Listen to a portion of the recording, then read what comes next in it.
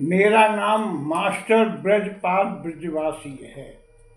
कुछ लोग इतिहास में मुगलों को महान बताते हैं, मगर यह बात झूठ है। मुगल कभी महान नहीं थे। बाबर ने भारत पर आक्रमण किया था।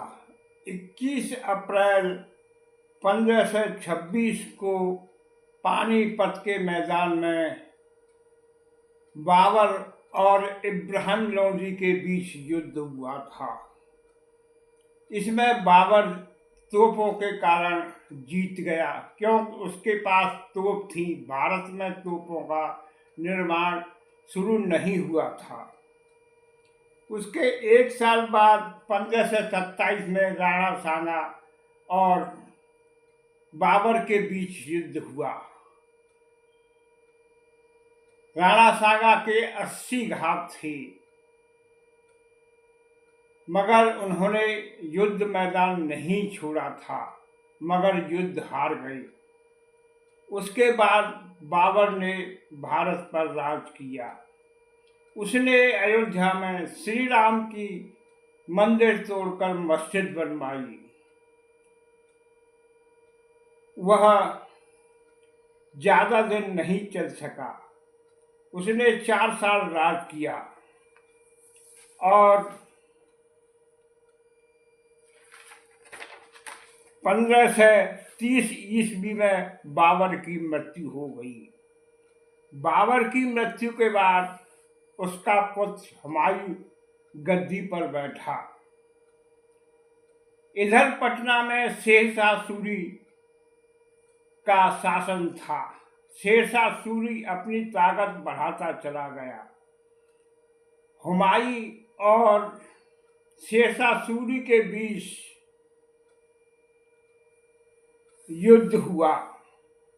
यह समय था 17 मई 1540 को कन्नौज के पास भयंकर युद्ध हुआ, जिसमें हुमायूं हार गया। वह भागकर दिल्ली आया। शेरशाह सूरी उसका पीछा करता हुआ दिल्ली आ गया। अब हुमायूं अपनी पत्नी को लेकर सिंध की तरफ चला गया।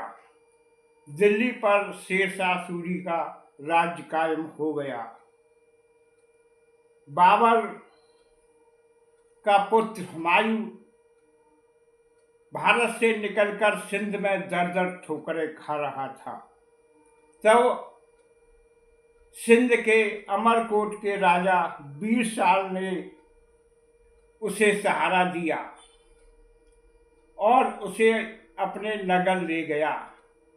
वहां पर हुमायूं थोड़े दिन रहकर अपनी पत्नी को छोड़कर फारस चला गया और पत्नी राजा वीरपाल के पास रह गई। 1542 ईस्वी में अकबर का जन्म हुआ। यानी भारत से जाने के 2 साल बाद अकबर का जन्म हुआ। हुमायूं उस समय फारस में था। अब आप ही अंदाज लगाओ कि अकबर हुमायूं का कैसे पुत्र हुआ। 15 साल तक वह फारस में इधर से उधर भटकता रहा और समर्थन प्राप्त करता रहा। 1555 ईस्वी में हुमायूं फारस की से सहायता लेकर फिर भारत आया। यहाँ पर दिल्ली में हेमू का शासन था। हेमू और हुमायूं के बीच युद्ध हुआ। उसका सेनापति इस बार बहुत ताकतवर था, जिसका नाम बैरम खान था। बैरम खान के सेनापति के कारण बाबर का पुत्र हुमायूं युद्ध जीत गया, मगर हुमायूं ज्यादा दिन जिंदा नहीं रहा। 1 साल बाद ही हुमायूं की मौत हो गई। उस समय बैरम खान अकबर के साथ पंजाब में गया हुआ था। जब बैरम खान को मालूम हुआ कि हुमायूं की मृत्यु हो गई है, तब पंजाब में ही उसने अकबर का राज तिलक कर दिया। उस समय अकबर की उम्र 14 या 15 साल थी। अकबर अब बैरम खान के संरक्षण में राज्य करने लग गया। अकबर नाम मात्र का राजा था, सभी कार्य बैरम खान करता था। एक साल बाद बैरम खान ने अपने से 38 साल छोटी एक औरत के साथ शादी कर ली। बस यहीं से उसे पतन की शुरुआत हो गई। वह औरत बैरम खान से 38 साल छोटी थी, जिसका नाम सलीमा बेगम था। एक साल के बाद उसके एक पुत्र हुआ, जिसका बैरम खान ने रहीम नाम रखा। अब धीरे धीरे समय गुजरता गया। बैरम खान निकंसक हो गया। 1561 ईस्वी में अकबर को राज दरबारियों ने कहा कि आप तो नाम मात्र के राजा हैं, असली राजा तो बैरम खान है। कब तक दूसरे के संरक्षक में तुम रहोगे? और उसने शादी कर ली है, उसकी बीवी भी बहुत सूरत है, उसके एक लड़का भी हो गया है। अब अकबर बैरम खान से अपना पीछा छुड़ाने के लिए योजना बनाने लगा। अकबर ने दरबारियों के सहयोग से एक योजना बनाई और बैरम खान को बुलाया और कहा कि आप अब युद्ध करने के काबिल नहीं रहे हैं। आपके सामने मैं 3 प्रस्ताव रख रहा हूं। तब बैरम खान ने कहा कि कहिए कौन कौन से प्रस्ताव मेरे सामने रख रहे हो। तब अकबर ने कहा, पहला प्रस्ताव है कि आप सेनापति से त्याग पत्र दे दो और घर बैठ जाओ। दूसरा आपके लिए आदेश है कि आप किसी प्रांत के गवर्नर बन जाओ। और तीसरा आपके लिए है कि आप हज करने के लिए चले जाओ। तब बैरम खान ने कहा कि मैं आपका सेनापति हूँ, अभी मैं बूढ़ा नहीं हुआ हूँ, इसलिए मैं घर नहीं बैठ सकता हूँ। मैं इतने उच्च पद हूँ, आपका सेनापति और संरक्षक हूँ, मैं एक प्रदेश का गवर्नर नहीं बन सकता हूँ। इसलिए मेरे लिए यही उचित होगा कि मैं हज करने के लिए चला जाऊं। अब कुछ सैनिकों के साथ बैरम खान हज के लिए चला गया।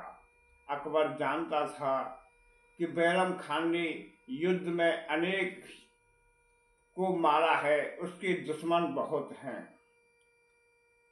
अकबर उससे पीछा छुड़ाना चाहता था। उसकी नज़र उसकी पत्नी पर भी थी। वो बहुत कम उम्र की थी। इस समय उसकी उम्र 22 साल थी और रहीम की उम्र 1561 में 4 साल थी। अब बैरम खान रास्ते में जा रहा था। गुजरात के पास कुछ विद्रोहियों ने बैरम खान पर आक्रमण कर दिया। कुछ इतिहासकार कहते हैं कि यह अकबर की चाल थी। उसने उसकी पत्नी को पाने के लिए जमीन तैयार की थी। अब बैरम खान का अंतिम संस्कार कर दिया गया। अब अकबर ने दुनिया को दिखाने के लिए उसकी पत्नी बैरम खान की सलीमा बेगम से शादी कर ली और उसके पुत्र को अपने पास रख लिया। अब अकबर दुनिया की नज़र में महान बन गया था, पर असलियत बात कुछ और थी। कुछ साल के बाद आमेर के राजा साबार से अकबर का राजनीतिक संबंध हुआ। इसकी शर्त के अनुसार राजा भारमाल ने दिखाने के लिए अपनी लड़की, पर इतिहासकार कहते हैं वो दासी थी, उसका नाम जोधाबाई रखकर अकबर से शादी करा दी। और मानसिंह अकबर के यहाँ आकर उसका सेनापति बन गया। समय आगे चला। अब मानसिंह और महाराणा प्रताप की आपसी मतभेद था। अब मानसिंह बार बार अकबर को आक्रमण करने के लिए कहने लगा, क्योंकि वह उससे दुश्मनी रखता था।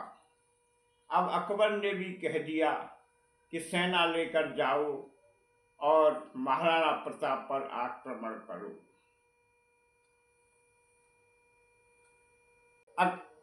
सलीम का जन्म हुआ। महाराणा प्रताप उस समय उदयपुर के राजा थे। अकबर उनके नाम से बहुत डरता था। अकबर कभी भी युद्ध में महाराणा प्रताप का सामना करने के लिए नहीं गया था। वह अपने सेनापति मानसिंह को भेजता था। इसलिए दोनों के बीच हल्दी घाटी का युद्ध हुआ। युद्ध की तारीख थी 18 जून 1576 ईस्वी को। दोनों के बीच घमासान युद्ध हुआ, मगर इतिहासकारों ने अकबर को जिता दिखा दिया, जबकि महाराणा प्रताप उस युद्ध में विजयी हुए थे। अब अकबर की अय्याशी बढ़ती चली गई। उसने दिल्ली में एक नौचंदी का मेला लगाना शुरू कर दिया। उस मेले में अकबर बुर्का पहनकर जाता और जो भी सुंदर स्त्री उसे पसंद आती, अपने सैनिकों की सहायता से उसे अपने हरम में जबरदस्ती ले जाता था। एक बार शक्ति सिंह की बेटी, जो अकबर से मिल गया था, नौचंदी मेले में आई। वह एक खच्चरानी थी। अकबर उसे देखते ही उस पर मोहित हो गया। उसे अपने महल ले गया। किरण देवी ने समझा था कि हमारे पिता से अकबर की दोस्ती है, इसलिए मुझे ले जा रहा है, मेरा आदर सत्कार करेगा। मगर अकबर ने उसके सामने प्रस्ताव रखा कि तुम मुझसे शादी कर लो तो मैं तुझे अपनी महारानी बना दूंगा। यह बात शक्ति सिंह की बेटी को पसंद नहीं आई। वह वीरांगना थी। जिस फरस पर अकबर खड़ा था, उसने एक कोना पकड़कर खींच लिया। अकबर धड़ाक से जमीन पर गिर गया। उस खच्चरानी ने अपने कमर से कटार निकाली और अकबर की गर्दन पर रख दी और कहा कि मैंने तो समझा था कि तू मेरे पिता का मित्र है, इसलिए मैं तेरे संग चली आई, पर तेरे इरादे तो मुझे वासना से युक्त लगे। बोल, अभी तेरा सर धड़ से अलग कर दूं। अकबर ने उस वीरांगना के चरण पकड़कर अपने प्राणों की भीख मांगी और कहा, जो तुम कहोगी मैं वही करूँगा। फिर उस वीरांगना ने कहा कि आज के बाद यह नौचंदी मेला बंद करा दे तो तेरे प्राण बख्श सकती हूँ, वरना तेरा अभी सीने में खंजर उतार दूंगी। अकबर मान गया। अब अकबर को अय्याशी करने के लिए ईरान से लड़कियां आने लग गईं। उसमें एक लड़की थी जो अकबर को बहुत पसंद थी। इसका नाम अनारकली था। वह नर्तकी भी थी और उसकी नज़र अकबर की अनारकली पे थी। अनारकली भी अकबर से प्रेम करने लगी। अब सलीम भी 25 साल का हो गया था। एक दिन उसकी नज़र अनारकली पर पड़ी। दोनों हम उम्र थी। सलीम का झुकाव अनारकली की तरफ हो गया। अब दोनों प्यार करने लगे। जब यह बात अकबर को मालूम हुई तो अकबर बहुत गुस्सा हुआ। उसने सलीम को बहुत बुरा बुरा कहा कि वह मेरी प्रेमिका है, तुम उससे कैसे प्यार कर सकती हो। 1594 में अकबर ने उसकी शादी एक अफगानी सैनिक से करा दी और इसके बाद वह मामला रफा दफा हो गया। अब अकबर की उम्र ज़्यादा होती चली जा रही थी और सलीम का कुछ विद्रोह करने का मन हो रहा था। 1605 ईस्वी में अकबर की मृत्यु हो गई। सलीम बादशाह बन गया। अब वह अपने हिसाब से राज चलाने लगा। उसके मन में पुराना प्रेम जाग गया। 1611 ईस्वी में उसने अफगान सैनिक को बुलाया और उसे आज्ञा दी कि तुम्हें युद्ध करने के लिए जाना है। वह अफगान सैनिक युद्ध करने के लिए विश्वासपात भेज दिए कि यह युद्ध से वापस नहीं आना चाहिए। अगर दुश्मन न मारे तो तुम उसे मार देना। अब जैसा जहांगीर चाहता था युद्ध में वही हुआ। अफगान सैनिक मारा गया। अब उसकी पत्नी से जो अनारकली थी जहांगीर ने शादी कर दी और उसका नाम बदलकर नूरजहां रख दिया। नूरजहां की उम्र उस समय 36 साल थी, मगर वह देखने में 25 साल की लगती थी। अब जहांगीर की वह 20वीं बीवी थी। जहांगीर इस कदर उस पर फिदा हुआ कि दिन रात उसी के प्यार में रहने लगा। अब नूरजहां ने अपना असली रंग दिखाया। सभी अधिकार अब नूरजहां के चलते थी। जहांगीर नाम मात्र का राजा था। सभी काम नूरजहां देखती थी। जहाँ तक सरकारी आदेशों और राजकीय मुद्रा पर हस्ताक्षर जहांगीर के होते थे, मगर कराती नूरजहां थी। नूरजहां ने सब कुछ अपने हाथ ले लिया। जहांगीर नशे का आदी हो गया। वह रात दिन उसी के प्यार में पड़ा रहता था। इस प्रकार नूरजहां ने अपने बरबस को आगे बढ़ाया। 1626 को एक महाबत खान जहांगीर का जागीरदार था। उसने उसे कैद कर लिया। अपनी सूझबूझ से नूरजहां ने जहांगीर को आज़ाद कराया। अब जहांगीर का स्वास्थ्य काफ़ी खराब रहने लगा था। उसके दोनों भाई उसी के सामने मृत्यु हो गई और 1627 ईस्वी में जहांगीर की मौत हो गई।